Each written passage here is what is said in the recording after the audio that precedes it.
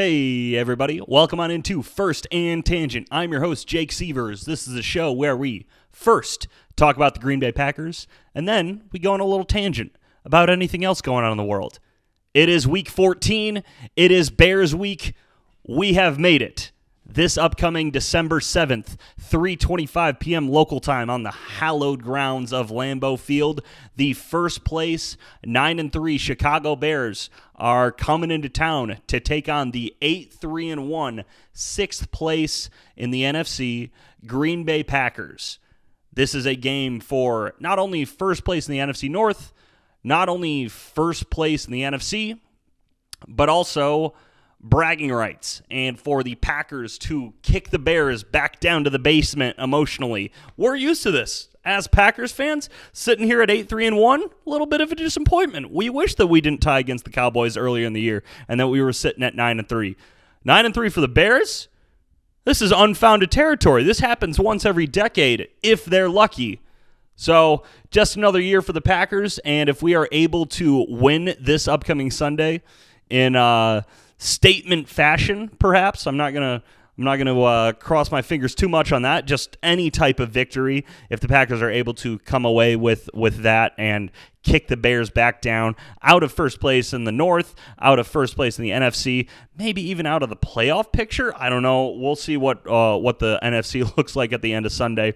I've got it behind me. It's an absolute logjam right now, though. But if the Packers are able to do all that, kick the Bears back down to the cellar, both emotionally and literally, sign me up for that. I don't need another excuse to get up for a Bears game, but a Bears game with some juice behind it, I'll be fired up.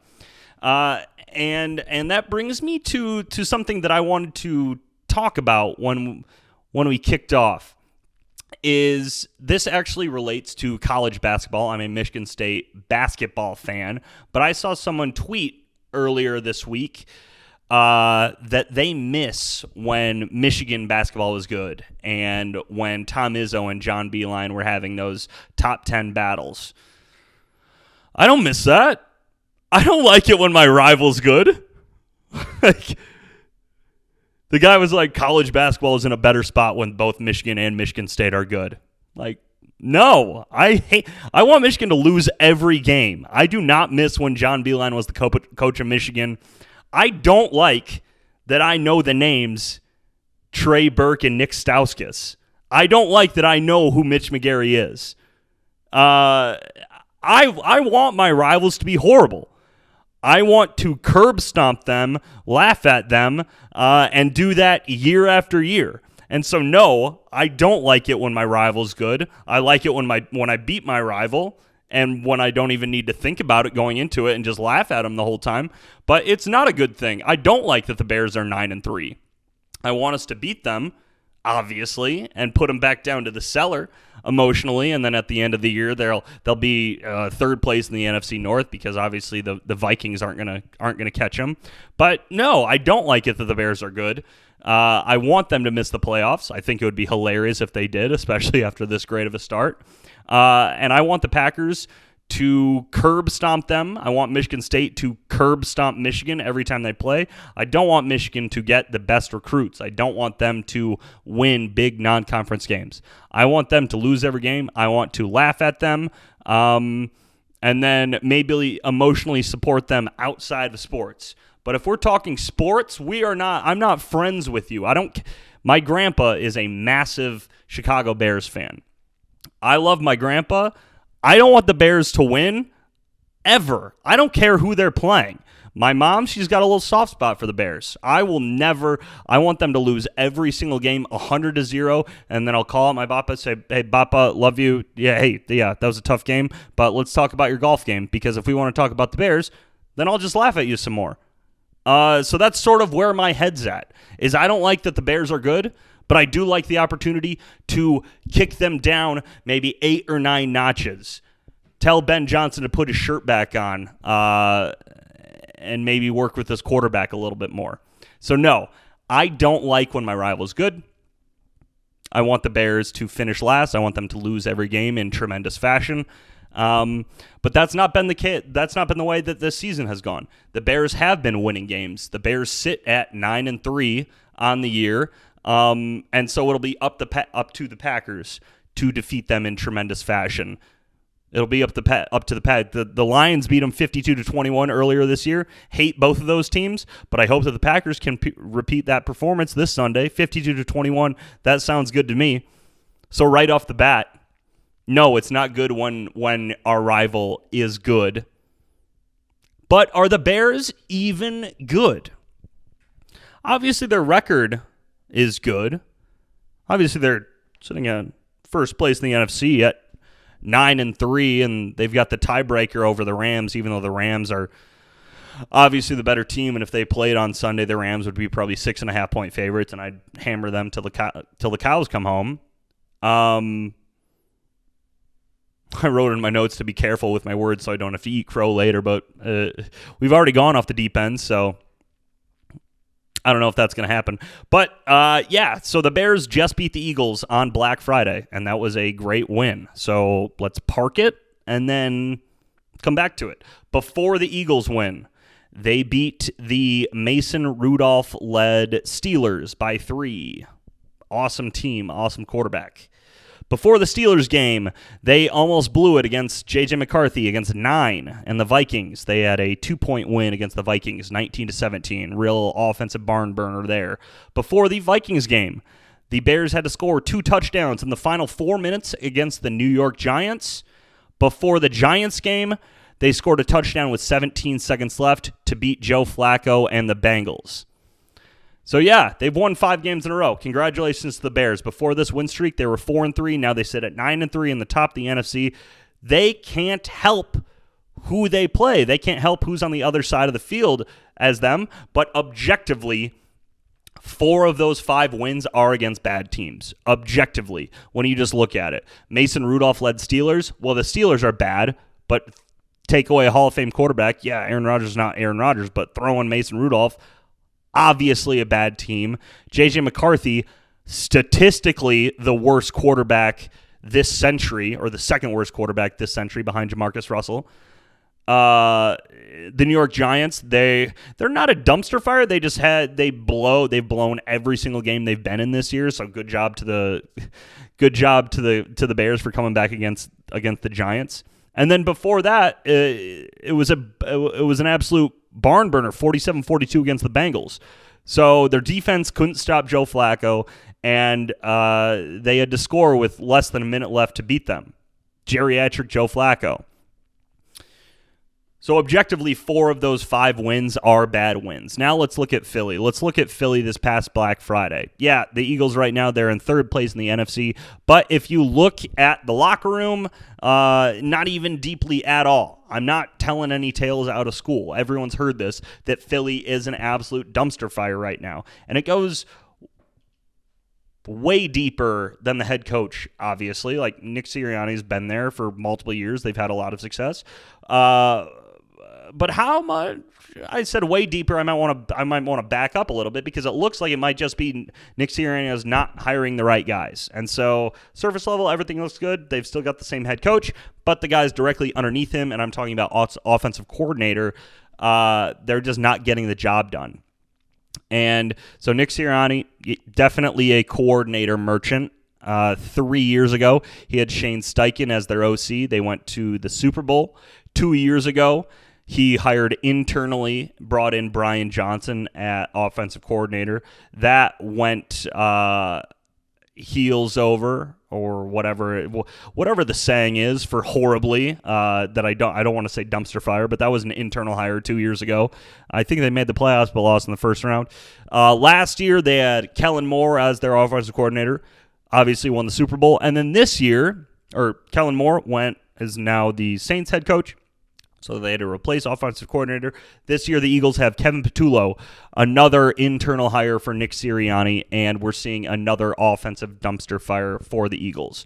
So, yep, the Bears beat them on Black Friday. Yes, the Packers lost the Eagles earlier this year, 10-7. However, I don't think that the cracks had fully formed at that point yet. It was 10. The Eagles only scored 10 points against the Packers, too. It's not like they lit the world on fire, so they still had problems offensively, but it wasn't Toyota-thon yet. I'll talk about that in a little bit, which is why we were not able to move the ball downfield. But the Eagles right now, or the Eagles on Black Friday, are not the same Eagles from a month ago or clearly last year. So at best, for giving the Bears the benefit of the doubt, during this 5-game win streak, they've beaten one good team, but in actuality, they've probably beaten 0. And this is going to be a real test for the Bears. And we know that as Packers fans coming into it, that this is the game that every Bears fan has circled since the day the schedule was announced. When are we first playing the Packers? When are we going to Lambeau? How is our new head coach and our new offensive line and this new team going to do against our arch rivals? Unfortunately, we've had to wait about 3 months into the season in order to watch it happen, and now we're going to watch the Packers and the Bears clash twice in like 15 days or something like that. But the first one coming up this Sunday in Lambeau Field. I am thrilled just to watch these two teams play against each other. So, 5-game win streak for the Bears. How has Caleb Williams been playing during that 5-game win streak? You need a good quarterback to be successful in the NFL. So, logic would lead you to believe that Caleb Williams has been lighting the world on fire. Unfortunately for Bears fans, fortunately for the rest of the NFL, that just hasn't been the case. Caleb Williams, during the 5-game win streak, he is at 53% completion percentage, which I'm not going to hate on completion percentage ever because people use that as a knock against Jordan Love. So 53% completion percentage, 217 yards per game, not lighting the world on fire, and 1.6 passing touchdowns per game. He's also got 35 rush yards a game. So 252 all-purpose yards a game and a little bit less than 2 touchdowns. Obviously not lighting the world on fire offensively from a quarterback standpoint, especially second year in the NFL. So many first-round weapons, brand new offensive coordinator or brand new head coach that you brought in that you wanted to develop this first overall pick that you really invested a lot into, bought a lot into even before he was a part of the team. So if Caleb Williams hasn't been the reason why the Bears have won 5 games in a row, then what has this team's identity become? They picked up Luther Burden in the draft. They picked up Colson Lebanon in the draft. Last draft, Rome Odunze. Like they brought in a bunch of high-flying offensive weapons to help their first overall quarterback. And what's driving this team towards success? What's driving this team to victory? It's their running game. It's their two-headed attack with DeAndre Swift and Kyle Monangai. In their last 5 games, they've got 150 rushing attempts, 760 yards, and 6 touchdowns. That comes down to 30 rushing attempts a game, a little bit more than 5 yards an attempt, and a little bit more than 1 touchdown per game. When they've been able to establish the run, they've had a ton of success just holding on to the ball, not letting their defense be a turnstile for the other team. 6-minute drives, 7-minute drives, 8-play drives, 9-play drives behind this revamped offensive line, behind DeAndre Swift, behind 7th-round rookie out of Rutgers, Kyle Monangai, who, if you watched Big Ten football last year or in the previous few years, you knew that he was going to be a stud. No one ever out of Rutgers makes noise without being good. Like Isaiah Pacheco, drafted out of Rutgers. He's been pretty serviceable with Kansas City, I'd say. So guys that make noise at Rutgers, they're going to do well in the NFL. That's just the nature of the beast with how little Rutgers always performs. So Kyle Monangai knew that he was going to be a beast. The Bears picked him up in the 7th round, and he's been an absolute steal, it looks like. And he's sort of taking over that one role from DeAndre Swift. I don't want to fully say that out loud, but he absolutely tore it up against the Eagles. I think he had like 135 rushing yards or something like that. You would expect DeAndre Swift to be super motivated coming against a former team that shipped him out. But nevertheless, Kyle Monangai, DeAndre Swift, the Bears have they've got a smash mouth identity of just running the football, keeping the clock moving, and keeping your team off the field. That's what their ultimate approach is. That's how they have success. They grind you down. It's not the high-flying trick plays that we got so used to out of Ben Johnson in Detroit last year. This year, it's hat on a hat, man on a man. Let's just see who's tougher. And at this point for the Bears, they've been tougher. But as I mentioned, they haven't really played good teams. So this week, they're finally playing a good team, definitively. We know for sure that the Packers are a good team. Coming off of a massive victory against the Lions on Thanksgiving, 31-24. Jordan Love went 18-34, 234, 4 tuds. John Wick, but with a cheese twist. 6 catches, 94 yards, 2 touchdowns. Sealed the game over Brian Branch on 4th down in Ford Field. Jordan Love during Toyotathon for his career. It's made the mainstream, folks. For his career, this is from PFF. 91.9 passing grade, that's first in the NFL. 4,005 passing yards, 33 touchdowns, 1 interception, and 31 completions of 21 or more yards. All of those numbers are tops in the NFL. It's not just a thing that Packers fans are chatting about on the corners of the internet. It's made the mainstream. Toyotathon Jordan Love is officially a narrative that people are talking about. This is our 3rd year with Jordan Love at the helm, and we have seen year in and year out that when the lights are bright, when we need him to step up, when the season starts to dwindle down and the thermostat starts to dip a little bit and you need to wear some wool socks to watch the Packers as you're making a fire perhaps, that's when you're turning on the Packers. That's when you're turning on Fox, and Jordan Love is absolutely carving teams. 330-3, that's not even, that's a pedestrian stat line for Toyotathon Jordan Love. So, love to see Jordan Love kicking off Toyotathon in style in Detroit. Love to see Matt LaFleur giving the keys of the offense to Jordan Love, saying, hey, we built up this entire thing around you. You're the engine that makes it run. On 4th down, we're not just going to automatically send out our special teams.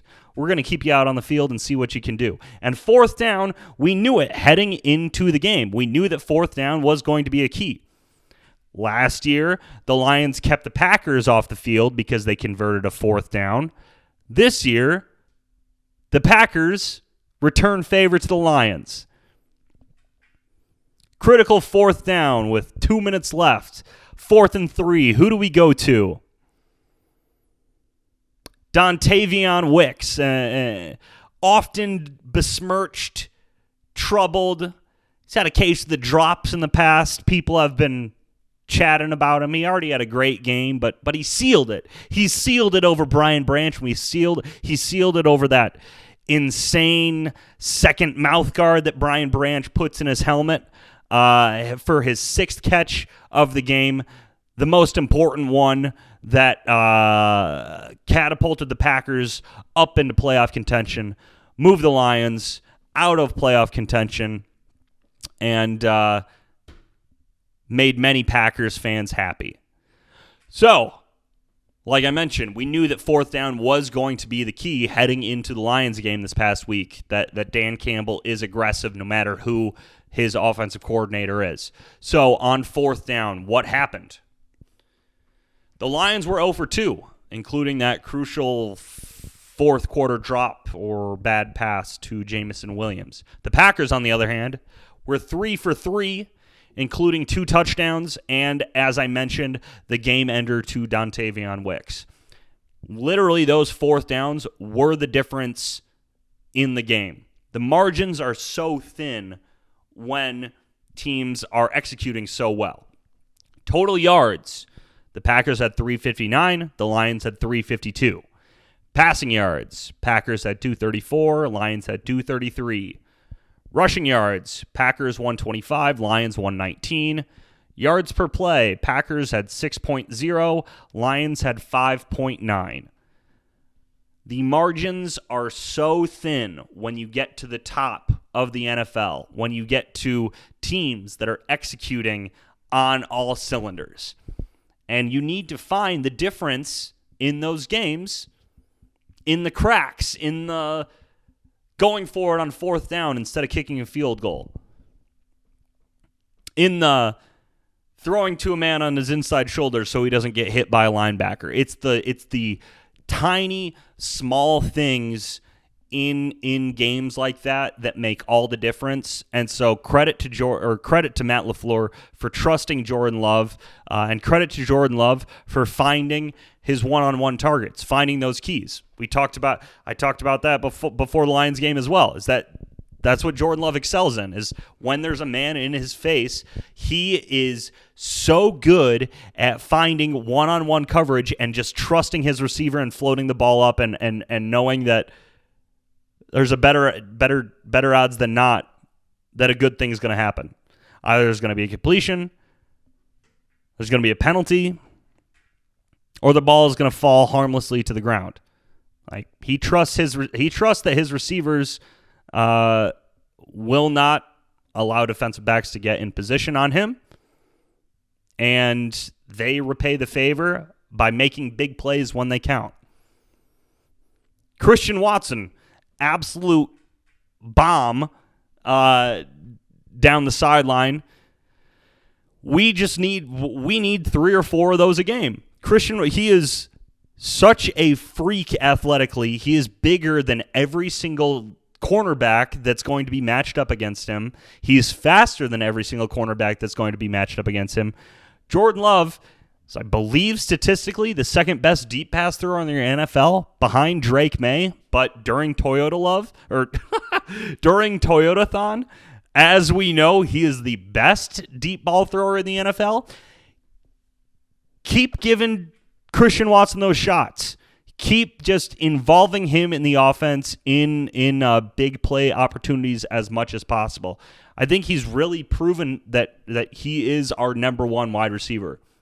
He was the spark plug against the Lions. He's stepped up real big these past few weeks, and as we progress down the end of the season, with Matthew Golden coming back from injury, with Jaden Reed coming back from injury, with Savion Williams coming back from injury, hopefully Christian Watson continues to climb towards the top of the wide receiver mountain, whatever that analogy is. You know what I'm trying to say. Coming into the year, we weren't sure about Christian Watson. We were all stoked about Matthew Golden. I'm still stoked about Matthew Golden. I think that he still can be very effective for this team long term, but we don't need him right now to be a super effective offense. If we run through Christian Watson, if we go through Dontavion Wicks, which Dontavion Wicks, Packers Nation fell in love with him as a rookie, absolutely head over heels in love with him because he led the NFL in separation rate. Every time he was on the screen getting the ball, it was like there wasn't a guy within 3 yards of him. However, he had absolute bricks for hands. He was borderline unplayable because it was like tantalizing. It was like every time you see 13, he's wide open. And Jordan Love gets him the ball on time, boop, drop. This year, saw that at the beginning of the year a little bit, but now he's the dude that's stamping the game. He's got 6 catches, 94 yards, and 2 touchdowns, including one of them on fourth down that almost got overturned, which insane by Lions fans to argue that. Obviously a touchdown. Dude almost broke his ankle on it. But he is the guy that's putting his stamp on the game. It's like a fifth-round receiver out of Virginia. We just, as the Packers, we grow these types of receivers out of our ears like it's nothing. So continue to let Jordan Love be the facilitator of this offense. Matt LaFleur, give him the keys in the same way that you did against the Lions. Anything less than 4th and 4, keep him out there. 3rd and 8, maybe do a little draw play to Josh Jacobs to set up a second or to set up a 4th and 4. Sorry, yeah, 3rd and 8, draw play 4th and 4. Just to be clear, that's what I meant. Keep this offense out on the field for as long as possible because they are efficient and they are effective and they score. And in gotta-have-it downs and in gotta-have-it situations, time in and time out, they come through and they make it happen. I don't think there's any reason to gloat further on the Lions. I don't even think that I necessarily did gloat on the Lions. No doubt, it's a bummer, the situation that they're in right now. Real time, in real life, Lions-Cowboys happening later this evening, so we'll see what happens. I still don't know if Amon-Ra St. Brown has been officially declared out or not, but, I mean, what a bummer for Lions fans to head into this year with Super Bowl expectations, and now you're on the outside looking in as far as the playoffs are concerned. Man, I really feel bad for them and all the Lions fans that I grew up with. Man, I'm sorry, guys, that we're hearkening back to your childhood and not these past couple of years of glamour that you've had making the playoffs and then having your heart ripped out in January. Now your heart can just get ripped out the last week of November. That works for me. Sorry for being so glum, but yeah, I mean, it's rivalry. I don't like the Lions. I don't like the Bears. I don't like the Vikings. And when they don't make the playoffs, it's a good thing for me in my mind. So, what else happened in the Lions game? Devontae Wyatt fractured his ankle. Not good news at all for Packers fans and for Packers Nation. He's been incredible in run support this year. He's been our stalwart defensive tackle.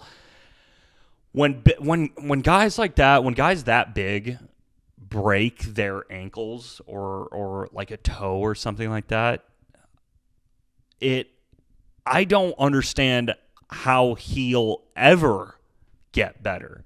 I understand that he's going to because there are doctors, but something so small supporting like a 350-pound frame, I just don't understand it at all. So best wishes to Devontae Wyatt, of course. Hope to see you back in the green and gold next season. And in the time being, hopefully Warren Brinson, Colby Wooden, Nazir Stackhouse, and those other big uglies can fill your role with pride. But awesome season, Devontae Wyatt, and we'll see what happens. We'll see what happens against the Bears because that is probably the number one key against the Bears. If I were to have 3 keys heading into this Bears game, I would say the first key would be stopping the run. The second key would just be letting Jordan Love cook. And the third key would be to not beat ourselves, for the Packers to not beat ourselves and to not make mistakes. So the Bears game, stopping the run.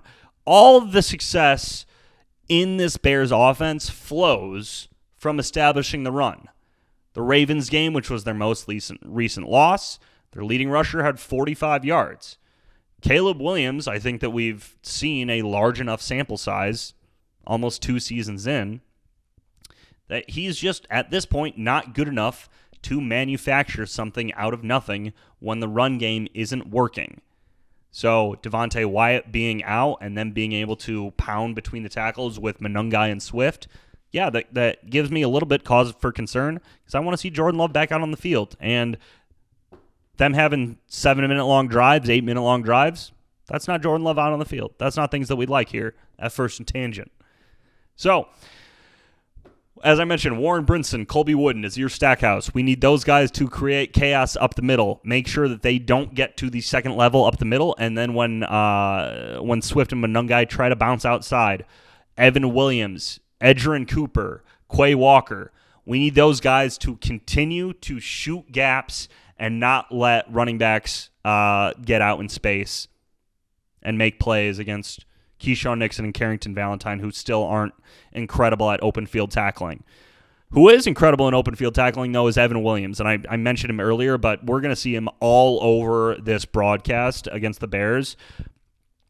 He is an absolute weapon in run support. Strong safety. I think we got a third-round pick or something like that. It sort of came out of nowhere. It was not on my radar at all heading into last year. And then he ended the year and was like, this guy's unbelievable. And he's been so good all year, especially in run support, as I mentioned, but I think he's got a couple picks as well. He is absolutely a key in making sure that this game goes the way that the Packers want it to go, is not letting the Bears run for 6-7 yards a pop, stopping them before they even get going.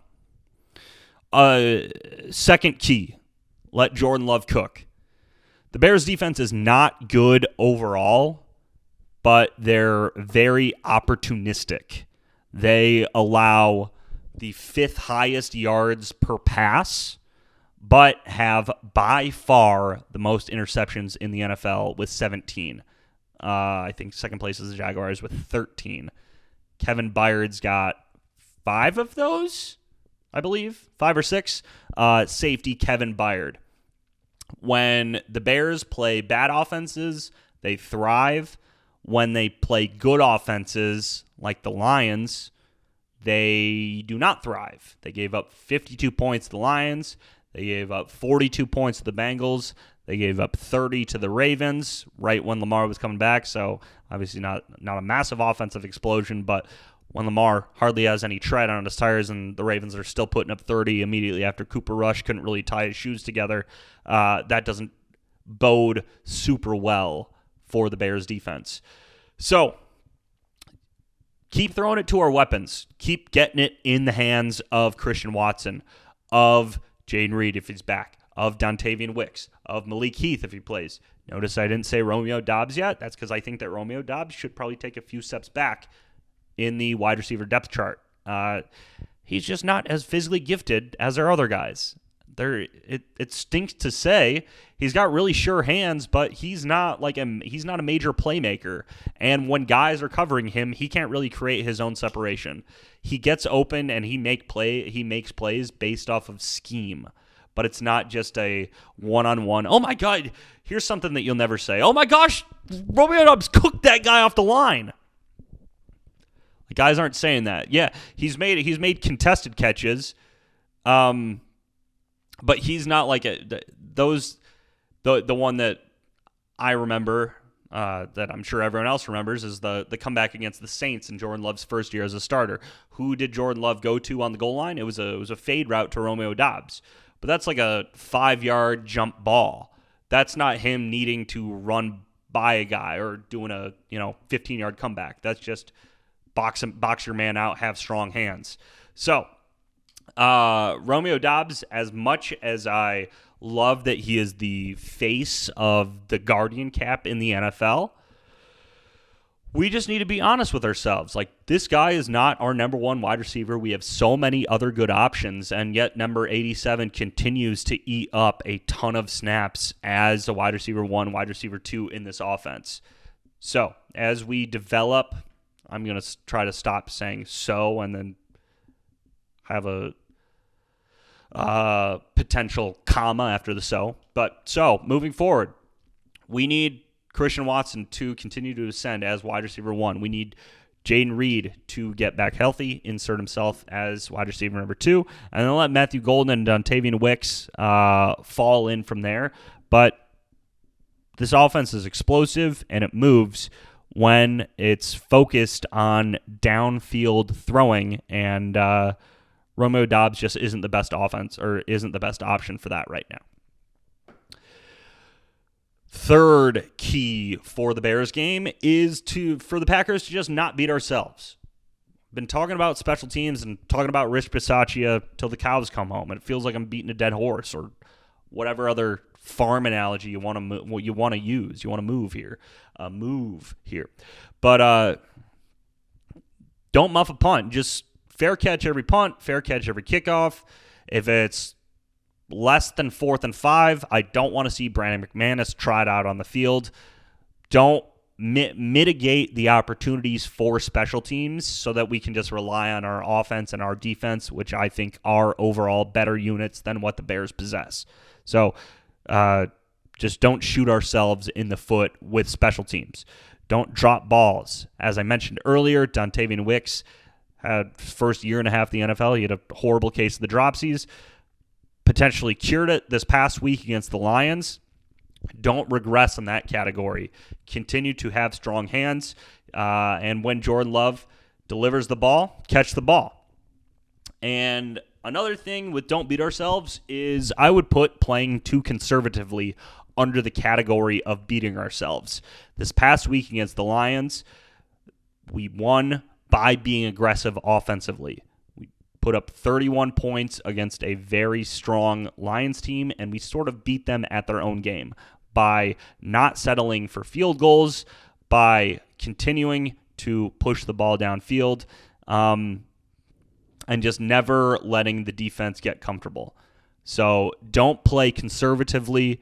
Don't settle for field goals. Don't say, okay, we've got, a set. For example, if we're up 14-7 and we're on the 35-yard line at the 2-minute warning going into the half on a 4th and 3, don't kick that field goal to go up by 10.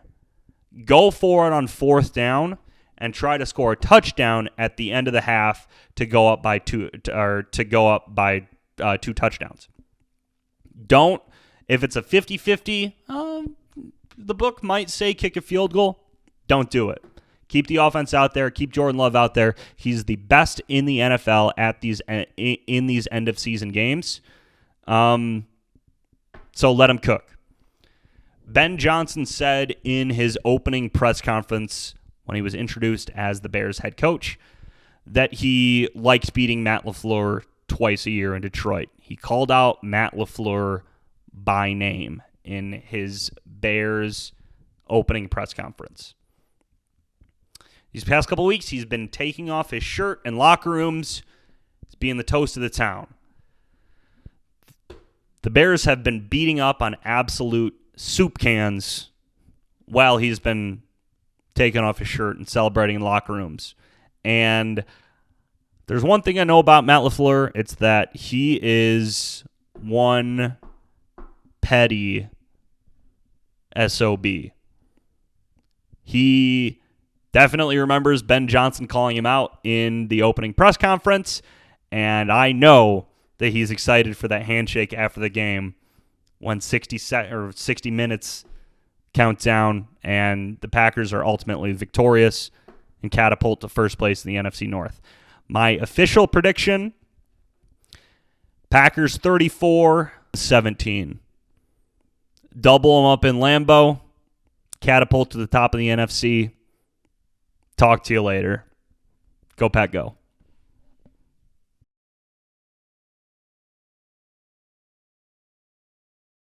Hey, everybody. Welcome on into First and Tangent. You have reached the tangent section. If you enjoyed the first section, please comment, like, subscribe. Do everything that helps out the algorithm. Trying to go to the moon. Trying to go vi with this niche, long-form video but audio format. But there's some videos referenced and social media referenced. So, not really sure what we're doing here, but appreciate the support regardless. And thank you for being here. Appreciate it. So,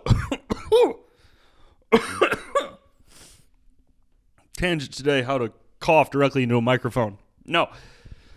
The tangent that I'm going to have today is a little bit niche and it might be a little bit short, but this is in reference to the holiday season coming up and Christmas coming up and people doing icebreakers at work, and one of the icebreakers is going to be inevitably during the season, what's your favorite Christmas movie? And then you'll hear all the usual suspects. You'll hear a couple elves. You'll hear It's a Wonderful Life, of course. You might hear a Jingle All the Way if someone's getting feisty. But what you will inevitably hear, no matter what, during every single one of these icebreakers is, my favorite Christmas movie is Die Hard. You ain't funny. You ain't original. Everyone has heard this argument for 1,000 millennia.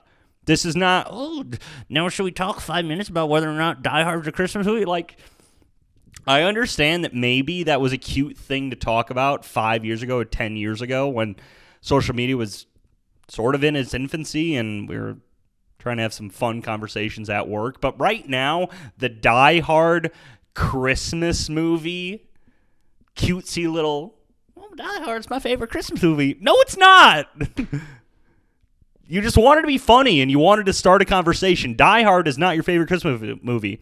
Just say you don't like Christmas movies. I'm not a major fan of them.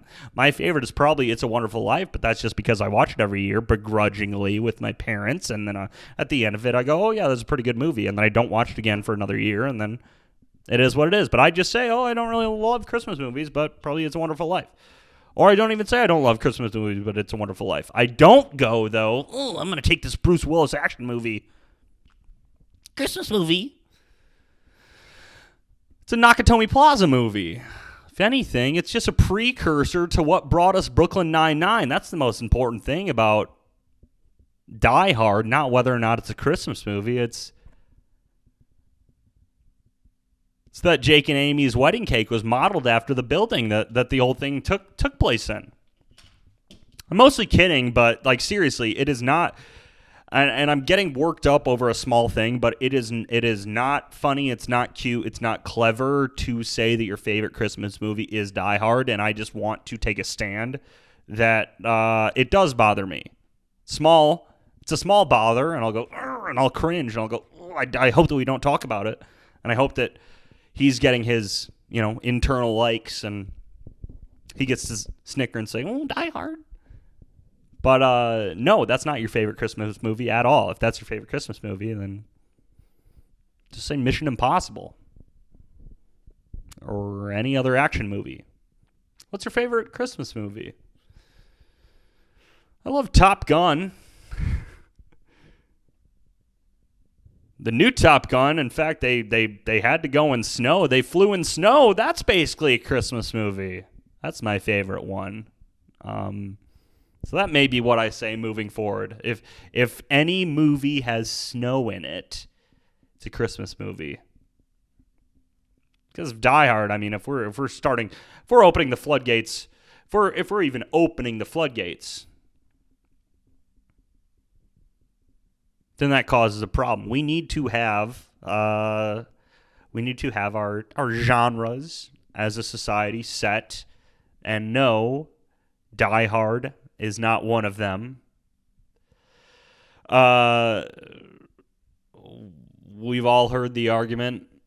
Everyone's made up their mind. Don't say it in an icebreaker. Not cute, not clever. You're not getting any laughs out of me, buckaroo. There's my tangent for the week. Hope that you guys have a great holiday. I'll be talking before then, of course, not just holiday, but Christmas. And let's continue with the victories for the Packers. Go Pack, go.